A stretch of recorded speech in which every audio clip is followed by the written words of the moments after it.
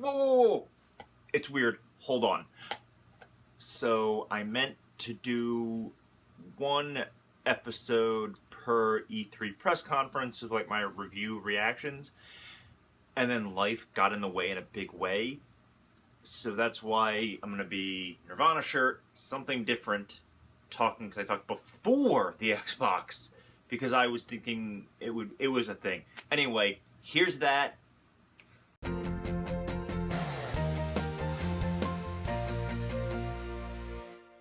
What's up, friends? Welcome to the Arrow Crow Show.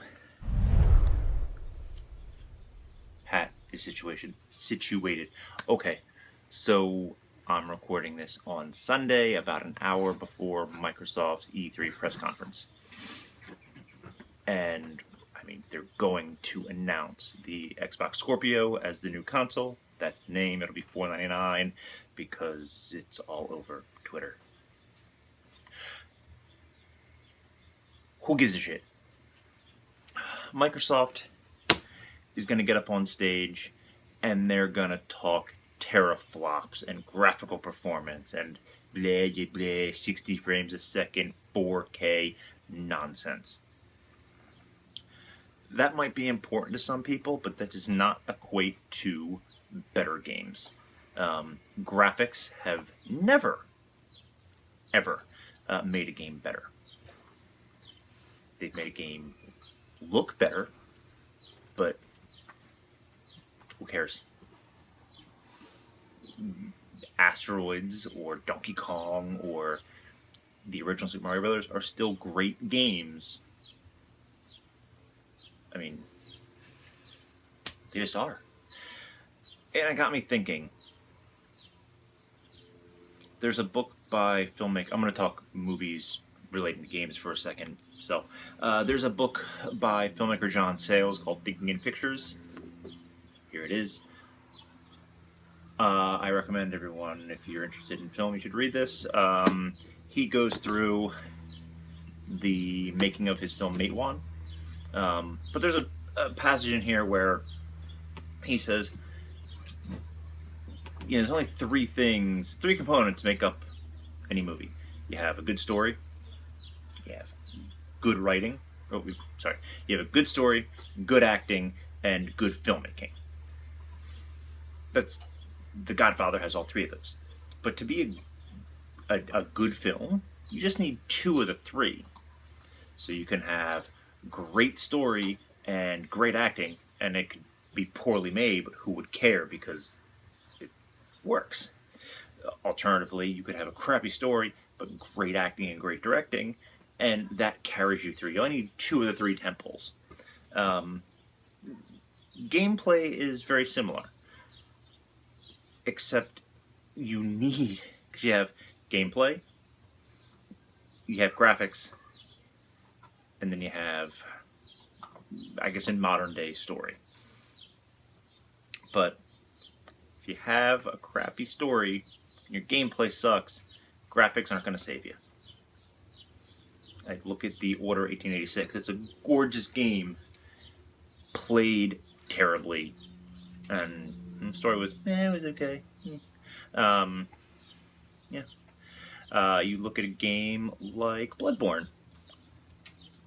I'm sure there's a story there, but I've never found it, really. It looks pretty good. It's not gonna knock your socks off. It's good for what it is, but the gameplay is great.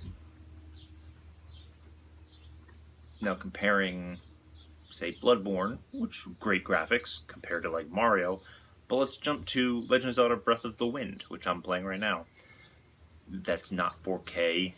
It struggles to hit 30 frames a second sometimes when I'm playing, but it's got beautiful art direction, gorgeous music, which we haven't even really talked about music, but, you know, it's got all these things that work together to make it better than some of its individual parts.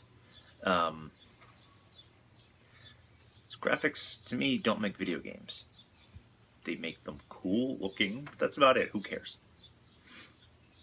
Microsoft is facing an uphill battle when it comes to this because They want all their Scorpio games to be able, or their Xbox One games to play on the Scorpio. So, I'm a developer. If I'm EA and I'm making Madden, so I want to make Madden that runs on an Xbox One, a Scorpio, a PS3, a PS4, probably maybe Switch. But let's just leave that up. So you want PS3, PS4, Xbox One, and Xbox Scorpio. Let's even drop the PS3. So let's do it this way. This is getting complicated. PS4, PS4 Pro, Xbox One, Xbox Scorpio. You got 4 consoles. So you have current gens with the One and the PS4. You have a mid-step gen with the PS4 Pro, and you have, we'll call it the next gen with the Scorpio. I'm sorry, if I'm EA, I'm not going to devote time making the Scorpio version look the best and then scaling it down to fit. I'm going to make a good game for the Xbox One and the PS4, and then just upping texture resolution and frame rate, and then kicking out the and that's what the Scorpio and the PS4 Pro are. So it's you're not getting any great new content. Granted, I don't know what the specs are. I'm going to find out shortly. So that might make this moot, but I'm going to put this up just so historical document. But yeah, that's it. I'm really hot. I'm excited to watch the press conference and see how right or wrong I'm going to be. But I want to know what you think about graphics. Do they make a game better for you? Let me know in the comments below. And while you're typing away, click that like button, subscribe so you don't miss any more of this. Until next time, I've been Arrow Crow, you've been awesome, he's been John Sayles, and I'll see you next time. Bye. And we're back. Okay, so clearly I'm not hyped on the Xbox One X. Not hyped on the Xbox One X. Dog! Clearly not hyped on the Xbox One X. But there were some nice things at the Microsoft show. I'm going to use my cheat sheet and we'll go through them. Where was I? Xbox One X. Who is that thing for? Here's my... $500 for true 4K HDR goodness. Here's the thing. I don't have a 4K TV. I'm not planning on getting one. It doesn't make games better. Regardless, there's not a single thing that Microsoft showed of the 42 games that was a console exclusive to the Xbox. Because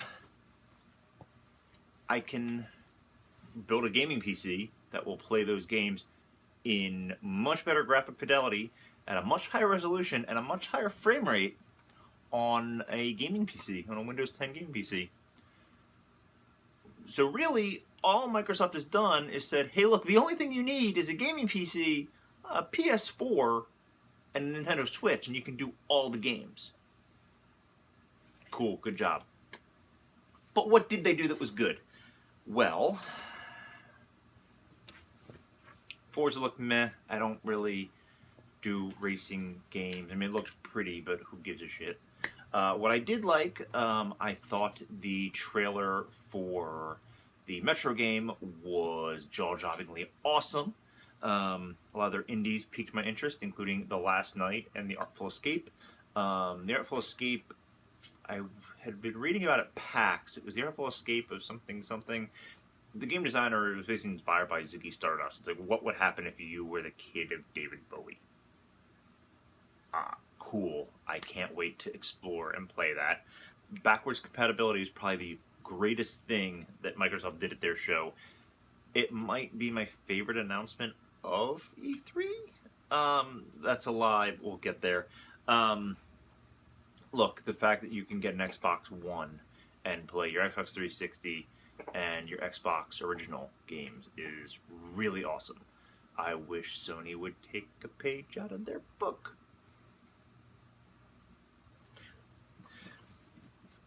They closed with Anthem, which looked great. I'm all about it. It's like Destiny meets BioWare, and that looks fantastic. I'm not going to see that for 4 years. We're just not. That game is nowhere near playable. And that sucks. Moving on to Bethesda. I thought they put on a really good press conference. Way better than EA and quite a bit better than Microsoft. It was focused. It was tight. I don't care about VR. I don't really care about Skyrim on Switch. I bought Skyrim 3 times technically because I have it for PS3, PS4, and my computer. I never even played on my computer. I don't know why I own it. Anyway, what was awesome to me was Wolfenstein 2. I thought that looked fantastic, and it makes me want to play the first one, which I have, but I haven't actually played yet, so maybe there will be a Let's Play in our future. Finger guns. Ubisoft. Why no love for my girl Aisha Tyler? Aisha, if you're out there, I love you. I mean, not romantically. I love the work that you do, specifically when it relates to E3 and gaming. You have a great stage presence, and you make it fun. I'm not a hater. Moving on. Probably one of the biggest things to come out of E3 that excited me was Mario plus Rabbids, which I would not have thought, but it's Mario XCOM with Rabbids. That looks fucking awesome! I can't wait to play. I was really blown away by it. Let's see, what else? That Starlink game looks really cool, but to be honest, I don't need more toys. Like, I just bought a Rubik's. I don't need excess toys. But the fact that you can do the collectible like game digitally is awesome. Like, I've always been interested in the Lego Dimension stuff, but I'm not gonna buy all that shit. So if I can just do it all digitally, I'm kind of cool with that. And I like space shooters, so there's that. It is dumb to fly a controller ship around like this with a ship up top. Yeah, that looks stupid as hell. Cursing. I will be okay with that. I'm hopped up on chocolate chip cookies. What else? Far Cry 5 looked great. From a gameplay perspective, there's this weird thing of tone where it's like a very serious tone with this militia and this religious kind of cult, but it's that same goofy Far Cry fun. Other people have talked at greater length of this than I. It just seems weird to me. I'm all about that dog, though. His name is Boomer, and he brings you guns. And lastly, Beyond Good and Evil 2. That was such a great tone trailer. It was really well done. I'm a little bummed that it is not coming out for a long time. Like, we're never going to see that game. Or, like, I mean, I'm sure we will. It'll be like 4 or 5 years from now. Sony's show was pretty good. I think Bethesda had kind of the best overall, like, presentation. Not in terms of... They told a story, basically, with their pre-conference. Sony stage presence was awesome with, like, different kind of lighting and dancers and stand stuff and all that. Horizon Zero Dawn expansion looks cool. More Horizon Zero Dawn is good with me. The Uncharted Lost Legacy, that looked great too, but really I've seen it. I'm ready to play. Same thing with God of War. I'm glad you're showing me more. I just want to play it and give me a date. I'm not sold on Days Gone, but I'm getting there. This showing pushed me that much closer to being all about it. Releasing a remastered, remake, HD thing of Shadow of the Colossus. I say this every time that I'm not going to buy it, but I'm going to buy it because it's one of the best games of the last 20 years. Super excited by Monster Hunter coming to consoles. I played it for the 3DS and for on my Vita, but for PSP. Really fantastic game series, really hardcore, very grindy. We know how I feel about grindy things, so thumbs up to that. And Nintendo, holy balls, who knew Nintendo would win E3 this year? They really put Sony's conference last year, not to shame or to task. They almost beat it, but Sony still squeaked out in the end from last year's conference. This year's conference, Nintendo blows them out of the water. We got a Mario Odyssey release date coming out this year, October. Yes, Zelda DLC, a new Pokemon game announcement, like a new RPG for the Switch, for the console. Fucking awesome. We got a Yoshi game, a Kirby game. We got fucking Metroid Prime 4. Granted, not being made by the studio I want to make it, but more Metroid Prime is good for me. And then finally, Rocket League coming to the Switch, which I've played Rocket League on the PS4 and I really enjoy it, but the one thing I wish I could do is play on the couch with another person. That'd be really fun, and now I can do that, and that is what I want. So yeah, so Nintendo, you win my press conference of the show this year. So thumbs up. That's I'm done. We'll hopefully be back to more regularly scheduled programming next week. I apologize for all the craziness. But yeah, until next time, I've been AeroCrow. You have been awesome. Max was here being a dog, and I'll talk to you later. Bye. If you like this video, go ahead and hit the subscribe button so you don't miss a moment of the fun. And share with your friends, because who doesn't like sharing?